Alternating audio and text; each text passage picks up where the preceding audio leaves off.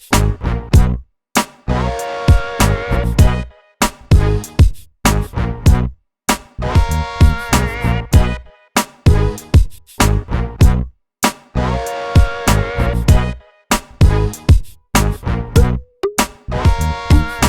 c'est vraiment.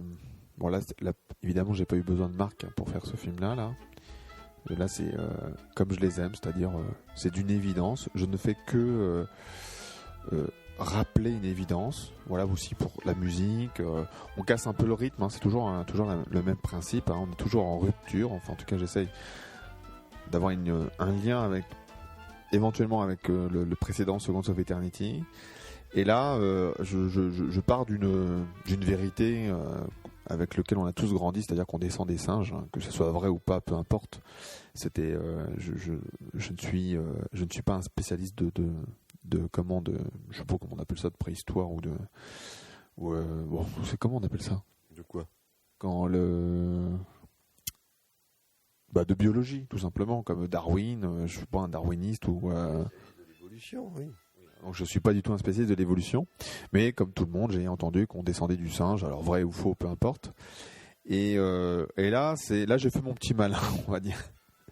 Et d'où la musique qui est un peu rigolote, un peu jazzy. Pour moi, c'était très important de mettre différentes musiques, parfois des musiques sombres, des musiques ou soit des musiques rigolotes, qui déjà qui me permettent de vous indiquer un peu l'émotionnel dans laquelle je veux transmettre le message.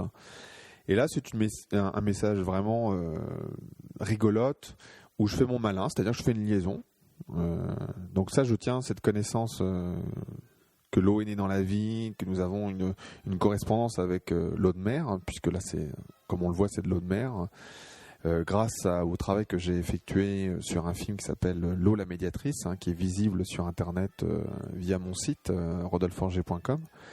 Et dans L'eau la médiatrice, j'évoque René Quinton, qui a fait un fabuleux travail. Donc je vous invite à soit regarder la première partie consacrée dans l'eau la médiatrice, la première partie consacrée à René Quinton, voire d'aller sur Wikipédia ou sur Google pour en avoir plus d'informations sur ce René Quinton.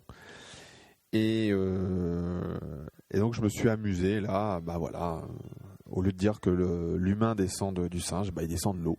Voilà. Et on peut pas ne pas être d'accord avec ce qui est dit dans ce film. Après, de faire un raccourci, bon, après, ça serait juste une question de vocabulaire. Mais c'était, encore une fois, de rapprocher l'être humain de l'eau, parce que nous n'avons qu'à y gagner de comprendre notre parenté, notre lien de parenté avec l'eau, puisque nous sommes de l'eau.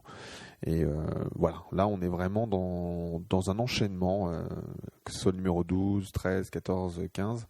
Voilà, c'est un enchaînement logique, devrais-je dire. Oui, donc là, le message, effectivement, les vagues qui symbolisent la naissance. Hein. Oui, une vague, ça naît, hein, et puis ça meurt. Donc on est effectivement dans la vie, avec en plus ce petit clin d'œil là de la couleur verte et rose qui symbolise évidemment la fécondation. Donc le spermatozoïde qui rencontre l'ovule, très très subtil. C'est tellement subtil que moi je l'avais même pas vu moi.